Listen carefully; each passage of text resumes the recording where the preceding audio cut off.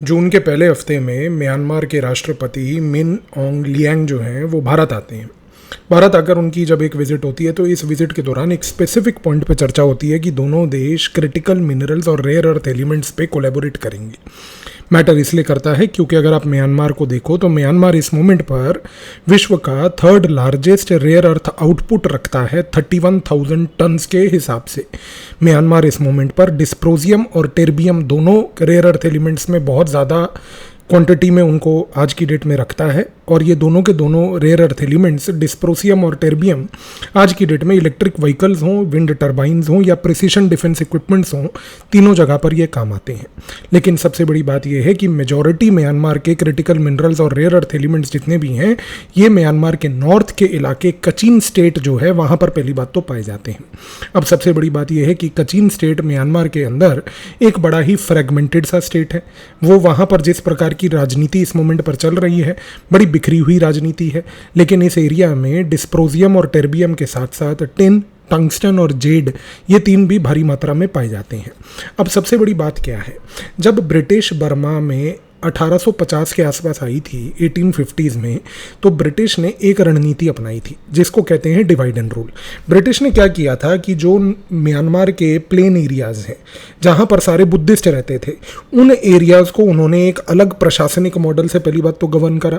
लेकिन जो म्यांमार के नॉर्दर्न एरियाज थे उस समय, यानी कि बर्मा के नॉर्दर्न एरियाज जो थे, जो पहाड़ी इलाके थे जहाँ पर ये कचिन स्टेट भी आता है, वहाँ पर पहली बात अलग अलग प्रकार के ट्राइबल ग्रुप्स रहते थे। हर एक ट्राइबल ग्रुप का एक राजा होता था। तो ब्रिटिश ने डिवाइड एंड रूल की गेम के तहत क्या किया कि उन्होंने जितने भी प्लेन एरियाज के लोग थे वहाँ पर एक प्रशासनिक मॉडल बनाकर उस एरिया को कॉलोनाइज करके गवर्न किया। लेकिन जो नॉर्दर्न एरिया में जहाँ पर ट्राइबल लोग थे, जो उस समय बेसिक सनातन प्रैक्टिसेस को फॉलो करते थे, वहाँ पर ब्रिटिश ने सबसे पहले क्रिश्चियनिटी को प्रमोट करने के लिए खुद इन्वॉल्वमेंट अपना नहीं किया, अमेरिका की बैप्टिस्ट चर्च को बुलाया। अमेरिका की बैप्टिस्ट चर्च ब्रिटिश के कॉलोनी में आती है। ब्रिटिश के कॉलोनी में अमेरिका की बैप्टिस्ट चर्च यहाँ पर आके इन ट्राइबल लोगों को क्रिश्चियनिटी में कन्वर्ट करती है। ये प्रोजेक्ट इसलिए सक्सेसफुल होता है क्योंकि उसी दौरान ब्रिटिश की जो चर्च है वो वहाँ पर 1870, 1890, 1872, 1890 के पीरियड में क्रिश्चियनिटी में नॉर्थ ईस्ट में ट्राइबल ग्रुप्स को कन्वर्ट कर रही होती है।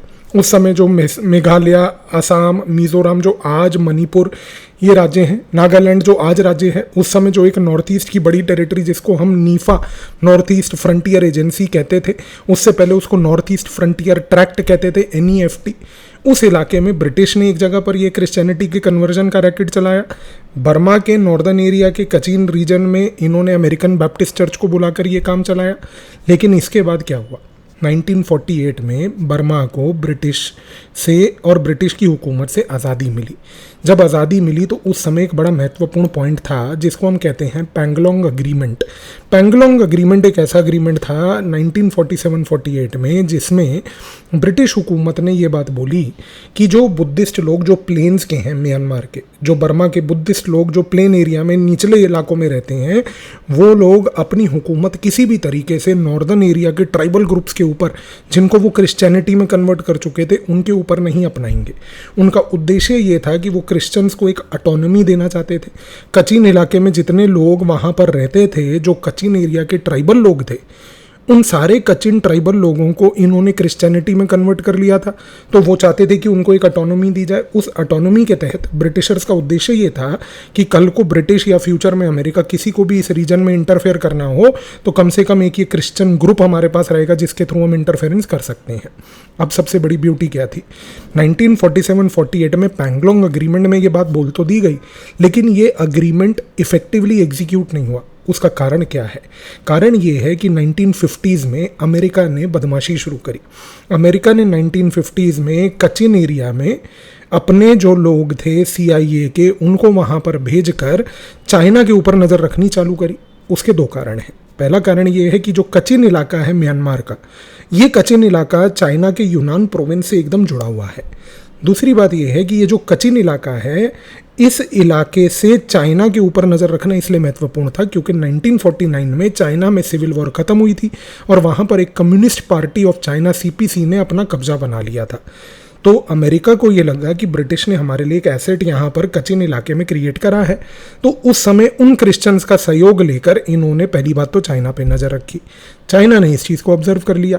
1950s में 1950 के दशक में चाइना ने फिर अमेरिका को कचिन एरिया में काउंटर करने के लिए उसने बेसिकली म्यांमार की सरकार से संपर्क साधा और उस समय अपने रिश्ते म्यांमार यानी कि बर्मा की सरकार से उसने मजबूत करने चालू करे। 1950, 1960, 1950s एंड 60s के डेकेड में जब म्यांमार और चाइना के रिलेशंस डीप हुए, वो डीप इस प्रकार से हुए, आप इस चीज़ से अंदाज़ा लगाइए कि पैंगलोंग अग्रीमेंट जिसको ब्रिटिश साइन करवा के गई थी, जिस अग्रीमेंट के तहत ब्रिटिश ने बर्मा की प्लेन एरियाज़ की सरकार को ये बात बोली थी कि आप क्रिश्चियंस के इलाके में नहीं जाओगे, उनके ऊपर दबदबा नहीं बनाओगे, चाइना ने इस अग्रीमेंट को निगेट करवा दिया। चाइना ने बर्मा की सरकार पे इतना दबाव डाला कि उस दबाव के कारण से जो प्लेन एरियाज़ में बुद्धिस्ट रहते थे उन्होंने अपना दबदबा कचिन के इलाकों में बनाना चालू कर दिया। जब उन्होंने अपना दबदबा कचिन के इलाकों में बनाया तो 1960-61 में कचिन इंडिपेंडेंस ऑर्गेनाइजेशन वहाँ पर क्रिएट की गई। ये जो कचिन इंडिपेंडेंस ऑर्गेनाइजेशन क्रिएट हुई, इसका एक armed wing Kochin Independence army create हुआ। अब ये जो कचिन इंडिपेंडेंस ऑर्गेनाइजेशन क्रिएट हुई, इसके पीछे का हाथ था CIA का। क्यों? क्योंकि CIA को ये बात समझ आ गई कि अगर चाइना का दबदबा बर्मा में इस प्रकार से पड़ेगा कि बर्मा के अंदर जो वो एक फ्रैक्चर्ड सिस्टम था कि जिसमें नॉर्दर्न इलाकों में, कचिन वाले इलाकों में पहली बात तो किसी का दबदबा नहीं रहेगा क्योंकि वहाँ ट्राइबल क्रिश्चियंस हैं, और जो हिली एरियाज़ को छोड़ के जो नीचे वाले प्लेन एरियाज थे वहाँ पर बर्मा की सरकार जो मर्जी करे।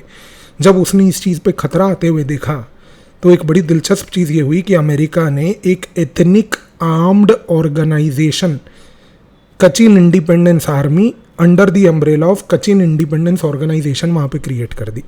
जब ये क्रिएट हुई तो इससे एक इम्पॉर्टेंट पॉइंट हुआ कि कचिन इंडिपेंडेंस आर्मी जो थी KIA, कचिन इंडिपेंडेंस ऑर्गेनाइजेशन जिसके अंदर वो ऑपरेट करती थी, उसको CIA ने पूरा समर्थन दिया।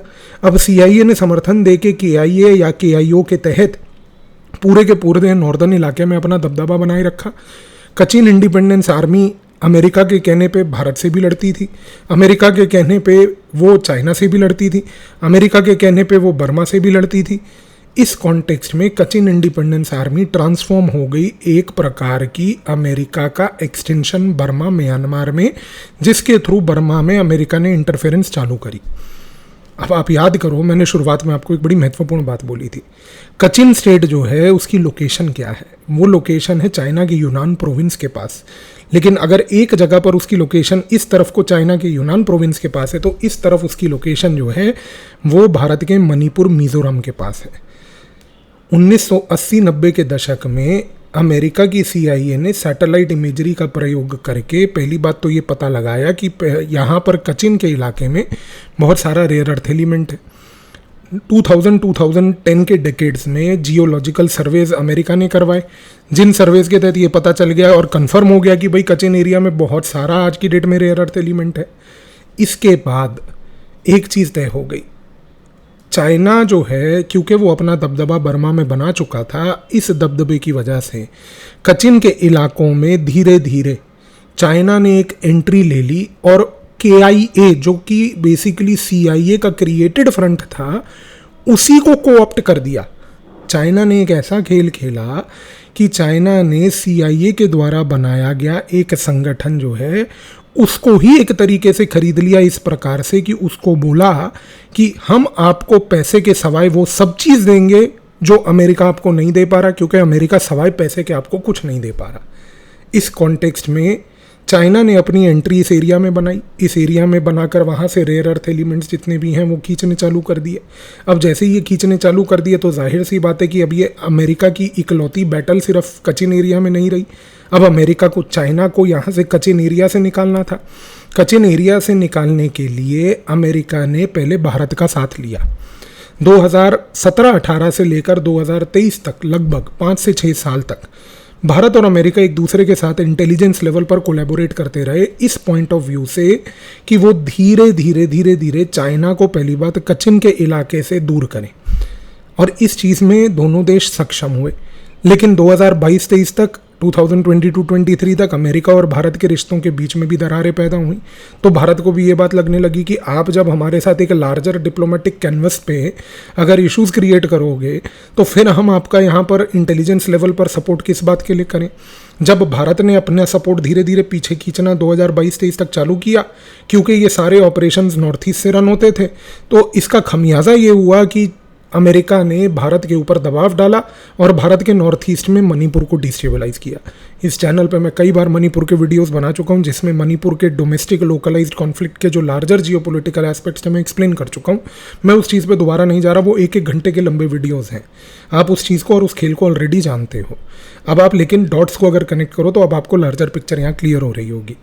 तीसरी चीज़ देखिए, यहाँ पर फिर ये हुआ कि भारत ने जब अमेरिका से अपना नाता नॉर्थ ईस्ट के थ्रू बर्मा में कचिन इंडिपेंडेंस आर्मी के ऊपर का जो गेम चल रहा था उससे पीछे किया, तो भारत की रॉ ने यहाँ पर ऑटोमेटिकली कचिन इंडिपेंडेंस आर्मी से म्यांमार के अंदर अपना रिश्ता खुद नापना चालू किया।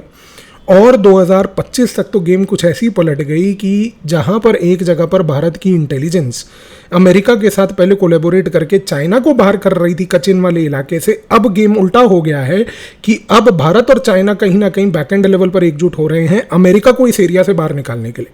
अब आप कहेंगे कि ये कैसे हो गया, इसका कारण है पिछले साल और इस साल के कुछ 2-3 इंपॉर्टेंट इवेंट, जिसमें सबसे पहला इवेंट था कि पिछले साल अमेरिका ने एक क्वाड लेवल पर क्वाड्रिलैटरल सिक्योरिटी डायलॉग का एक मिनरल पार्टनरशिप बनाया। उस मिनरल पार्टनरशिप में सबसे बड़ी चीज़ क्या हुई कि उस मिनरल पार्टनरशिप में अमेरिका ने ये इंश्योर किया कि पहली बात जितनी भी क्वाड्रिलैटरल वाली कंट्रीज़ हैं वो सारे अमेरिका की अम्ब्रेला के अंडर ही क्रिटिकल मिनरल्स को खरीदें। दूसरा, अमेरिका ने क्या किया, अमेरिका ने दूसरी चीज़ ये करी कि उसने इस साल 2026 में चंद महीने पहले, और मैंने इस चैनल पे वीडियो आपके लिए बनाया हुआ देख लीजिएगा, पैक्स सिलिका अनाउंस किया। पैक्स सिलिका अलायंस का उद्देश्य क्या था, सेम उद्देश्य था। उद्देश्य केवल ये था कि अब quadrilateral mineral partnership, critical mineral partnership plus America का यहाँ पर जो उन्होंने इस प्रकार से ये जो बनाया अभी खास करके पैक्स सिलिका, इन दोनों के तहत अमेरिका एक चीज़ चाहता था और वो ये चाहता था कि बेसिकली जो है एक western led, America led critical minerals का पूरा एक सप्लाई चेन क्रिएट हो और दूसरा कोई देश चाइना से और अमेरिका के सिवाय अपनी independent supply chain critical mineral पे ना बनाए। अब जाहिर सी बात है कि भारत ना तो चाइना के सप्लाई चेन पे निर्भर होना चाहेगा और ना ही अमेरिका के। तो यहाँ पर अब गेम ये चल रहा है कि भारत बेसिकली अपनी एक इंडिपेंडेंट सप्लाई चेन जो है वो बनाना चाह रहा है, जिसके लिए भारत ने कचिन इंडिपेंडेंस आर्मी और कचिन इंडिपेंडेंस ऑर्गेनाइजेशन से डायरेक्टली संपर्क साधा है। इस एफर्ट में अब जाहिर सी बात है कि इनिशियली चाइना भारत को सपोर्ट इसलिए कर रही है क्योंकि चाइना चाहती है कि इस सपोर्ट से हम पहले अमेरिका को यहाँ से भगा दें, पर लॉन्ग रन में चाइना भी नहीं चाहेगी ये चीज़ कि भारत जो है इस एरिया में अपना दबदबा बनाए, क्योंकि चाइना चाहेगी कि वो क्रिटिकल मिनरल्स जो कचिन एरिया में उसका दबदबा उसी के पास रहे। तो आने वाले समय में भारत ये चीज़ को कैसे मैनेज करेगी, अब ये भारत के लिए एक बहुत बड़ी सिरदर्दी है, क्योंकि यहाँ पर सबसे बड़ी चीज़ ये है कि एक पॉइंट पर इस मोमेंट पे ये बात स्पष्ट है कि ऑपरेशन ऊनो रिवर्स हो चुका है, क्योंकि भारत अमेरिका जो चाइना को बाहर कर रहे थे, भारत और चाइना अब अमेरिका को बाहर करने में लगे हैं। इसी रीज़न से अब आप देखिए कि अमेरिका यहाँ पर अपनी CIA की प्रेजेंस पहली बात तो कचिन एरिया में बढ़ा रही है, दूसरा म्यांमार में बढ़ा रही है, तीसरा म्यांमार के अंदर अपनी मिलिट्री प्रेजेंस को स्ट्रेंथन करने के सिवाय नॉर्थ ईस्ट से लेकर बांग्लादेश हो या नेपाल हो, हर जगह पर जहां पर इनके CIA के ऑपरेटिव्स अब पकड़े जा रहे हैं, क्योंकि वो सारे CIA के पॉइंट्स को अब बेसिस को एक्टिवेट कर रही है कि कल को बेसिकली हमें यहाँ से इस रीजन से बाहर ना किया जाए। लेकिन जाहिर सी बात है कि अगर अमेरिका को इस एरिया से बाहर किया गया, जो कि होना ही होना है, उस केस में अमेरिका फिर पूरी कोशिश करेगी कि भारत के अंदर जैसे उसने मणिपुर फॉल्ट लाइन पहले एक्सप्लॉइट करी थी, वो दोबारा से इस मणिपुर टाइप की फॉल्ट लाइन को अब मिजोरम हो या मिजोरम के साथ मणिपुर हो, इन दोनों कंबाइंड एरियाज में एक्सप्लॉइट कर सकती है। तो भारत के लिए एक ये सिरदर्दी भी है, लेकिन भारत की जो इंटेलिजेंस एजेंसीज इस मोमेंट पर काम कर रही हैं कि जिस तरीके से वो एक कोवर्ट लेवल पर एक इंडिपेंडेंट सप्लाई चेन जो बना रही है critical mineral plus rare earth को लेके, आपको इस चीज़ के लिए खुश रहना चाहिए कि भारत कम से कम इस दिशा में अब सोच रही है एज अ देश कि ना हमें अमेरिका की और ना ही हमें चाइना की सप्लाई चेन पे निर्भर होना है। तो आई बिलीव कि इस वीडियो के बाद आपको इस पूरे रीजन के जो जियोपॉलिटिक्स के इश्यूज चल रहे थे, आई होप अब वो कम्प्लीटली क्लियर हो गए होंगे। धन्यवाद।